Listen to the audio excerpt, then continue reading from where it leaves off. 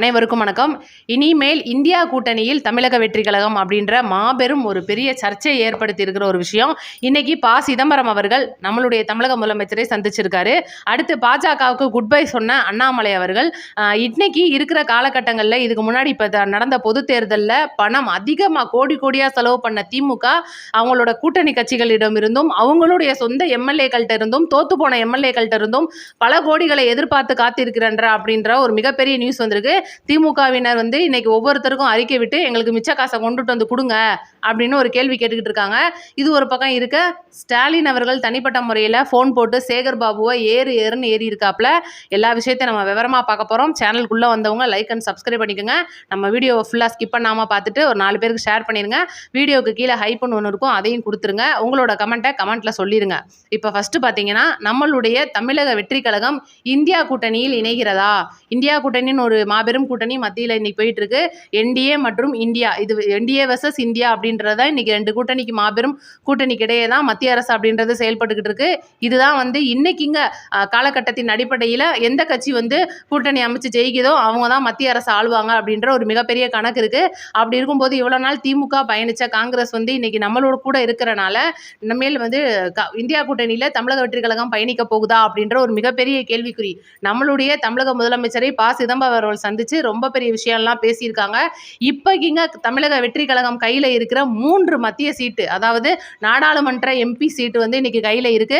CV Shanmugam அவர்கள் resign பண்ணது, அதுக்கப்புறம் தங்கத்துரை அவர்கள் ரிசைன் பண்ணது, இது போக பார்த்தீங்கன்னா எக்ஸ்ட்ரா ஒரு சீட்டு நம்மளுடைய தமிழக வெற்றி கழகம் 106 சட்டமன்ற உறுப்பினர்களை கொண்ட ஒரு மாபெரும் கட்சியாக உருவெடுத்திருக்கிறனால இந்த 3 MP சீட்டுகளுக்கும் யாருக்கு கொடுக்கலாம் அப்படின்ற ஒரு மிகப்பெரிய கூட்டணி கணக்கு போயிட்டு இருக்கு. இந்த சமயத்தில் சிதம்பரம் அவர்கள் நம்மளுடைய தமிழக முதலமைச்சரை சந்திச்சது அப்படின்றது ஒருவேளை MP சீட்டுக்காக சந்திச்சிருப்பாரோ அப்படின்ற ஒரு பேச்சை அடிப்படையாக வைக்குது. இது பார்த்தீங்கன்னா எந்த ஒரு விஷயத்தை இன்னைக்கு கொண்டு வந்து வைக்கிறாங்கன்னா, ஏகப்பட்ட பேரை இன்னைக்கு எம்பியா நம்மளுடைய தமிழக முதலமைச்சர் கொடுக்க போறாரு. ரத்தன் பண்டிட், ஏன் நடிகை திரிஷா அவர்களுடைய பேரு, ஜான் ஆரோக்கியசாமி, அதுக்கப்புறமா நம்மளுடைய தமிழக முதலமைச்சர் நெருங்கிய ஒரு ஃப்ரெண்ட் அப்படின்னு சொல்லலாம் ஜெகதீஷ் அவர்கள். இவர் பார்த்தீங்கன்னா ரொம்ப காலகட்டங்கள்ல இருந்தே நம்மளுடைய விஜய் அவர்களோட கூட இருக்காரு. இந்த மாதிரி விஷயங்கள்ல இவ்வளோ பேருடைய பேர் அடிப்படும் போது இப்போ புதுசா ஆடு நனையுதே அப்படின்ற மாதிரி ஓனாய் அழுகுதுன்னு சொல்லுவாங்களா, ஆடு நனையுதே ஓனாய் அப்படி அழுகுன்னு சொல்லிட்டு இப்போ யார் அழுதுகிட்டு இருக்கா அப்படின்றத நான் விவரமா முதல்ல சொல்றேன் உங்களுக்கு. இப்ப பாத்தீங்கன்னா 2 நாட்களா அப்பாவும் மயனும் பயங்கரமா பிரஸ் மீட்டை கொடுத்து திமுக எங்களுக்கு சரிப்பட்டு வராது, திமுகவே ஒரு துரதிர்ஷ்டம், அதுலயும் உதயசூரியன் பெரிய துரதிர்ஷ்டம் சொல்லிட்டு துரை வைகோ மற்றும் வைகோ அவர்கள் மைக்க பிடிச்சு பயங்கரமா கத்திட்டு இருக்காங்க. என்ன காரணம் அப்படின்னு கேட்டீங்கன்னா, இன்னைக்கு 2 சீட்டை வச்சிருக்கிற விடுதலை சிறுத்தை கட்சி தமிழக வெற்றி கழகத்தோட இணைஞ்சு கூட்டணி ஆட்சியை பங்கு பெற்று ஒரு MP சீட்டை வாங்கிட்டாங்க. 2 சீட்டை கையில வச்சிருந்த IUML 2 சீட்டையும் தமிழக வெற்றி கழகத்துக்கு கொடுத்துட்டு ஒரு MP அமைச்சர் பதவி வாங்கிட்டு உட்காந்துட்டாங்க. 5 சீட்டோட காங்கிரஸ் ஃபர்ஸ்டே இணைஞ்சு இன்னைக்கு அவங்களுடைய 2 அமைச்சர்களோட கூட்டணியில நல்லா வலுப்பெற்று ஆட்சியிலையும் பங்கு அதிகாரத்திலையும் பங்குன்ற ஒரு அமைப்போட செயல்பட்டுக்கிட்டு இருக்காங்க. இப்ப பாத்தீங்கன்னா நம்மளுடைய வைகோ தான் தனித்து விடப்பட்டார். திமுகல சுத்தமா வைகோ அவர்களுக்கு மரியாதை இல்லை. ஏற்கனவே அந்த கட்சியில அவருக்கு மரியாதை இல்லை அப்படின்னு எல்லாருக்கும் தெரியும். ஆனாலும் கூட வேற வழி இல்லாம தான் பயணிச்சுட்டு இருந்தாப்புல.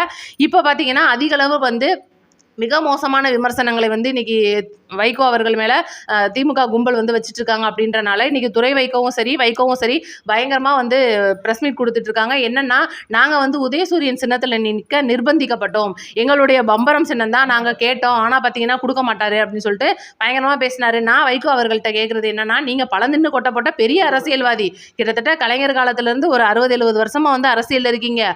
உங்களை அவர் எதுவும் நீங்க கோமால இருக்கும்போது வாங்கிட்டு போயிட்டாரா, சைன் வாங்கிட்டு போயிட்டாரா, நீங்க உதயசூரியன்ல தான் நிக்கணும்னு? அப்ப பெட்டியா வரும்போது மட்டும் வாங்கிக்கிட்டு உதயசூரியன்ல நின்னீங்க. ஏன்னா நீங்க எப்ப வேணாலும் கலந்து போயிருவீங்கன்னா அவர் அந்த முடிவு எடுத்தாப்ல ஸ்டாலின் அவர்கள்.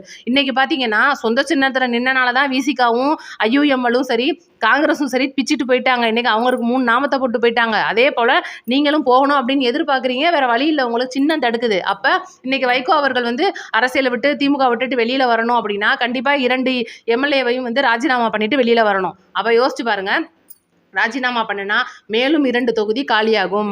கரெக்டா? அப்ப ஆடு நனைதே அப்படின்னு ஓனாய் அழுகுதுன்னு நான் சொன்னேன் பாத்தீங்களா?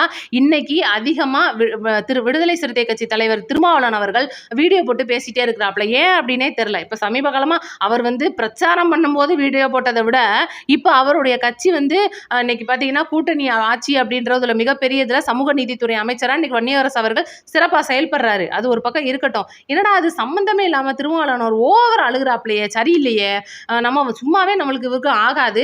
ஏன் இப்போ இவர் வந்து எங்களுக்கு வந்து இந்த தொகுதி வேணாம், எனக்கு வந்து நாடாளுமன்ற சீட்டு வேணாம், எனக்கு வந்து இடைத்தேர்தலில் எந்த தொகுதியும் வேணாம், நான் நிம்மதியாக இருந்துக்கிறேன், என்னை ஆள விடுங்க, என்னுடைய கட்சியிலேருந்து வன்னியரசு அவர்களுடைய பதவி அமைச்சர் பதவியை வாங்கணும்னு எனக்கு விருப்பம்லாம் கிடையாது, நான் நினச்சிருந்தாலாம் வாங்கியிருப்பேன் தெரியும்ல, நான் முன்னாடியே வந்து கூட்டணி சேர்ந்தா துணை முதல்வரே ஆயிருப்பேன் தெரியும்ல அப்படின்னு சொல்லிட்டு பயங்கரமாக காமெடி பண்ணிட்டு இருக்கிறாப்புல. இப்பறம் தான் விவரம் என்னன்னு யோசிச்சு பார்க்கும்போது தான் தெரியுது, அண்ணே வேணாம் வேணான்னு சொல்லும்போது இந்த கல்யாண வீடுகள் எல்லாம் பிரியாணி சோறுலாம் வச்சா ஐயோ நிறைய வச்சிடாதீங்க வேணாம் வேணான்னு சொல்லுவோம் பார்த்தீங்களா, அந்த வேணாம் இது. நீங்கள் நினச்ச மாதிரி அது வேணாம் அப்படி கிடையாது, இது சும்மா வைக்காதீங்க நிறையா வைக்காதீங்கன்ற வேணாம். அப்புறம் தான் தெரியுது அண்ணன் வந்து என்ன மாதிரி பிளான் பண்ணியிருக்காப்புலன்னா நாடாளுமன்ற சீட்டுக்கு அடி போடுறாப்புல. ஏன்னா இன்னைக்கு தமிழக வெற்றி கழகம் கையில் 3 நாடாளுமன்ற சீட்டுன்றது கையில் இருக்கு. ஒன்று வந்து சிதம்பரத்தோடைய காங்கிரஸ் அவர்களுக்கு கண்டிப்பாக கொடுப்பாங்க. ஏன்னா யோசிச்சு பாருங்க, 5 சீட்டோட நம்மளுடைய தமிழக வெற்றி கழகத்தை நம்பி முதல்ல வந்து ஆதரவு கொடுத்த கட்சி வந்து இன்னைக்கு காங்கிரஸ். நம்மளுக்கு ஒரு தூணா நின்னவங்கன்னு சொல்லணும். அவங்க மேல பல்வேறு குற்றச்சாட்டுகள் இருக்கிறதெல்லாம் வேறங்க. கூட்டணியில இருக்காங்களா, கூட்டணி தர்மம்னு ஒன்று இருக்கு, அதனால அவங்களுக்கு ஒன்று கொடுத்தாலும் கூட தமிழக வெற்றி கழகத்துல இவ்வளவு நாள் உழைச்ச மூத்த தலைவர்கள் யாரு அப்படி என்ன ஏதுன்னு செக் பண்ணி பார்க்கும்போது நம்மளுடைய தமிழக முதலமைச்சருக்காக பர்சனலா வந்து நிறையா உதவிகள் பண்ணி வெல்விஷராக இருந்த நிறையா பேருக்கு வந்து வாய்ப்புகள் இருக்குது. அது ஒரு பக்கம் இருக்கட்டும். மிச்சம் இருக்கிற ஒரு சீட் அப்படின்னும் போது திருமாவளவன் அவர்கள் அதுக்கு தான் அடி போடுறாரோ அப்படி ஒரு பக்கம் யோசிக்க தோணுது. ரெண்டாவது பார்த்தீங்கன்னா இதுக்கு இப்போ சட்டமன்ற தொகுதி கண்டிப்பாக வைகோ அவர்கள் ரொம்ப மானஸ்தங்க டக்குன்னு ரிசைன் பண்ணி விட்டுருவாப்புல. அப்போ 2 தொகுதி காலியாக போகும். அப்போ கிட்டத்தட்ட வந்து உள்ளாட்சி தேர்தலை ஒட்டி நம்மளுடைய தமிழக அரசியலில் பார்த்தீங்கன்னா 6-7 தொகுதிக்கு இடைத்தேர்தல் வந்துடும். அப்போ 8 தொகுதிக்கு இடைத்தேர்தல் வரும்போது வைகோ அவர்கள் கண்டிப்பாக விசில் சின்னத்தில் நிற்கிறதுக்கு அதிக வாய்ப்புகள் இருக்குது. இன்னைக்கு கண்டிப்பா மக்களிடையே வந்து தமிழக வெற்றி கழகத்துக்கு ஒரு மிகப்பெரிய வரவேற்பு இருக்கு. இது எல்லா தலைவர்களுக்கும் தெரியுது. அப்படி இருக்கும்போது அவங்களுடைய சீட்டு பங்கு அப்படின்றதை எடுத்து கண்டிப்பா நம்மளும் ஒரு அமைச்சர் பதவி கேட்டுறலாம் அப்படின்றது தான் வைகோ அவர்களுடைய ஒரு மிகப்பெரிய கணக்கா இருக்கு. இப்ப யோசிச்சு பாருங்க, எதுக்காக இவங்கெல்லாம் வந்து இன்னைக்கு பிரஸ் மீட் கொடுத்து அழுதுட்டு இருக்காங்க? ஏன் இவங்க வந்து விமர்சனங்கள் வந்து இன்னைக்கு தமிழக அரசு மேல இருக்கிற குற்றச்சாட்டுகளும் ஏகப்பட்ட ஒரு சர்ச்சைகளும் வந்து போயிட்டு இருக்கிற ஒரு சூழ்நிலையில அரசியல் பேச்சுக்கும் சம்பந்தமே இல்லாம வந்து உதயசூரியன் சின்னத்து மேலையும் திமுக மேலையும் இவங்க விமர்சனம் வைக்கிறாங்கன்னா காரணம் அதுதான். இது ஒரு பக்கம் இருக்க, இப்ப ஸ்டாலின் அவர்கள் கிளப்பி விட்ட புது பூகம்பம் என்னன்னா, இப்போ நடந்து முடிஞ்ச பொது தேர்தலில் பல்லாயிரக்கணக்கான கோடி வந்து செலவு பண்ணியிருக்காங்க. இது உங்களுக்கே தெரியும். கிட்டத்தட்டலாம் ஒரு தொகுதியிலலாம் 10,000 வந்து கொடுத்துருக்காங்களாம் ஒரு ஓட்டுக்கு. ஆனால் வாங்கிட்டு நம்ம மக்கள் என்னமோ விசிலுக்கு ஓட்ட போட்டாங்க. அப்படி இருக்கும்போது திமுக காரங்க மக்களுக்கு சரிவர பணம் கொடுக்கல. கொடுத்தாங்கன்னா நம்ம மக்கள் வந்து இல்லை, நம்ம மக்கள் வாங்கிட்டாங்கன்னா நமக்கு தான் போடுவாங்க தெரியும்ல. ஏன்னா உதயசூரியன் தான் ஓட்டு போடுவேன்னு மக்கள் பணம் வாங்கிட்டாங்கன்னா மாற மாட்டாங்க. நம்ம மக்கள் ரொம்ப கண்ணியமானவர்கள் அப்படின்னு நம்புது நம்மளுடைய திமுக. அப்படி இருக்கும்போது இன்னைக்கு வாங்கின பணத்தை பூரா திமுகவுடைய நிர்வாகிகள் மற்றும் எம்எல்ஏக்கள், அதாவது தோத்து போன எம்எல்ஏக்களும் சரி ஜெயிச்ச எம்எல்ஏக்களும் சரி, அதாவது கவுன்சிலர்கள் இந்த மாதிரி நகராட்சி உள்ளாட்சி அமைப்புகளில் இருக்கிற சில நிர்வாகிகள் வந்து பல கோடிகளை வந்து சுருட்டி வச்சிருக்காங்க. அவங்க வந்து படக்குன்னு கணக்கெல்லாம் முடிச்சது போக தேர்தல் செலவெல்லாம் முடிச்சது போக மிச்ச காசை கொண்டுட்டு வந்து கடைக்கு போய் காசு செலவு பண்ண 50 காசையும் தவிர்த்துட்டு மிச்ச காசை கொண்டு வந்து வீட்டில் கொடுத்துடணும் சரியா அப்படின்னு சொல்லி அம்மா சொல்லி விடுவாங்கல்ல. அந்த மாதிரி இப்போ ஸ்டாலின் வந்து ஒவ்வொரு ஏரியாவுக்கும் ஒவ்வொருத்தர நியமிச்சு வசூல் வசூல் மன்னன் ஆயிருக்கிறாப்ல. இது ஒரு பக்கம் போய்கிட்டு இருக்குது திமுகல. ஆனா ஸ்டாலின் அவர்கள் நேருக்கு நேரா இன்னைக்கு போன் போட்டு சேகர் பாபு அவர்களை காணாமூனான்னு பேசியிருக்கிறாப்ல. என்ன காரணம் அப்படின்றதை நான் சொல்லிடுறேன். இன்னைக்கு ஒட்டுமொத்தமா திமுக பல்வேறு கூட்டங்கள் வச்சு ஆராய்ஞ்சு பார்த்து அந்த ஜென்சி மீட்டப்லாம் வச்சு இன்னைக்கு வந்து ஒவ்வொரு மீட்டிங்லையும் கல்யாண வீடெல்லாம் போய் ஒப்பாரி வச்சுட்டு வந்ததுல மிகப்பெரிய உண்மையை கண்டுபிடிச்சிருக்காங்க. என்ன உண்மை அப்படின்னா, திமுக தோத்ததுக்கு சேகர் பாபு தான் காரணமா. குறிப்பா கொளத்தூர்ல விஎஸ் பாபுக்கு எதிராக வந்து நம்மளுடைய ஸ்டாலின் தோத்ததுக்கு சேகர் பாபு தான் காரணமா. இதை வந்து நிறைய பேர் பார்த்தீங்கன்னா முழுக்க நிறைய பேர் ஸ்டாலின் அவர்கள்ட்ட சொல்லியிருக்காங்க. அப்பெல்லாம் நம்பாதவர், அவங்க கட்சிக்குள்ள இருக்கிற உளவுத்துறைன்னு சில பேர் இருப்பாங்க பார்த்தீங்களா, பயங்கரமான அப்படியே சிபிஐ மாதிரி வேலை பார்க்குறவங்க, அவங்கெல்லாம் வந்து எடுத்த ஆய்வுகளின் அடிப்படையில் கோயில்கள் நகையை ஆட்டையை போட்டது, பல்வேறு வகையான ஊழல்கள் பண்ணது, மக்களிடையே பெரும் ரவுடி ஆட்டம் காட்டிக்கிட்டது, மக்களிடையே வந்து திமுக பேரை நாரடிச்சது. ஏன்னா இன்னைக்கு தமிழக வெற்றி கழக வேட்பாளர் நிறைய பேரை வந்து தாக்கியிருக்காருன்ற மிகப்பெரிய நியூஸ்லாம் தேர்தலுக்கு முன்னாடி சேகர் பாபு மேல வந்திருக்கும், நீங்க பார்த்துருப்பீங்க. அப்ப இதுக்கு எல்லாத்துக்கும் ஒட்டுமொத்த மைனஸா நிற்கிறது இன்னைக்கு சேகர் பாபு. 2வது மைனஸா இருக்கிறது மிகப்பெரிய ஊழல் பண்ண செந்தில் பாலாஜியோடைய கரூர் சம்பவம். இன்னைக்கு கரூர் சம்பவத்தை நினைச்சு வந்து மக்கள் வந்து அங்க அவரை நிக்க வச்சா ஓட்டு போட மாட்டாங்க, வேற தொகுதிக்கு மாத்திடுவோம், கரூருக்கு நம்மளால வேற ஆளை இறக்கிடுவோம்னு சொல்லிட்டு இன்னைக்கு திமுக பக்கா பிளான் பண்ணி கோவை தெற்குல தூக்கி செந்தில் பாலாஜியை போட்டு விட்டுட்டு அதுக்கப்புறமா அங்கேயும் வந்து பல்லாயிரக்கணக்கான கோடியை இறக்கி மக்களிடையே பணப்புழக்கத்தை கொடுத்து இது எல்லாமே தேர்தல் ஆணையத்துக்கு தெரிஞ்சிருந்தாலும் கூட பூனை வந்து இருக்க கண்ணை மூடிக்கிடுச்சுன்னா உலகம் இருட்டாயிருன்ற மாதிரி தேர்தல் ஆணையமும் இருட்டா போச்சு. அன்னைக்குங்க என்னமோ தேர்தல் ஆணையத்துக்கு கரண்ட் இல்லையா என்னமோ தெரியல, இதெல்லாம் பார்க்காம விட்டுட்டாங்க.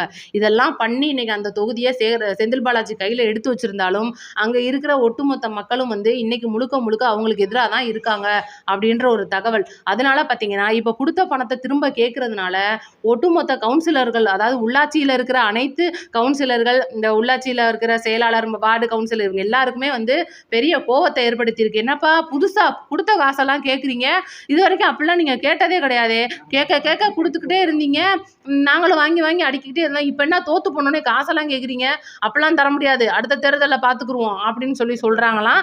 தகவல் ஒன்று வந்திருக்கு.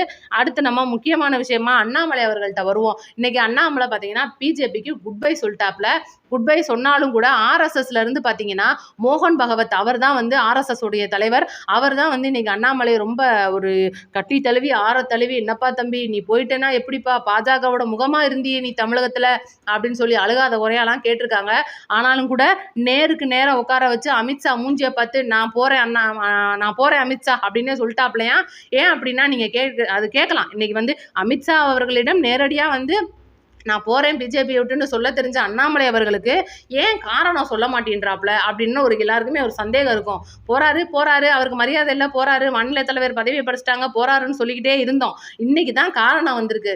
என்னன்னா உங்களுக்கு நேத்து வந்து அதிமுகவை விட இந்த அண்ணாமலை வந்து தப்பா போயிட்டானா, இந்த அண்ணாமலையவே நீங்க ஒதுக்கிட்டீங்களே, அதனால இனிமேல் நான் பாஜகவை ஒதுக்க போறேன்னு சொல்லிட்டு ஒரு மிகப்பெரிய சபதம் எடுத்து நம்மளுடைய தமிழக முதலமைச்சர் விஜய் அவர்களுக்கு போட்டியா வந்து தமிழகத்துல உட்கார போறார் அண்ணாமலை அப்படின்றது தான் இன்னைக்கு உங்க தகவல். இன்னும் நிறைய தகவல் இருக்கு. அடுத்தடுத்த தகவலோட அடுத்த வீடியோல வந்துடுறேன். உங்களுடைய கருத்துக்களை மறக்காம கமெண்ட்ல சொல்லிட்டு போயிருங்க. தயவு செய்து நம்மளுடைய வீடியோவை ஸ்கிப் பண்ணாம பார்த்துட்டு 4 பேருக்கு ஷேர் பண்ணிருங்க.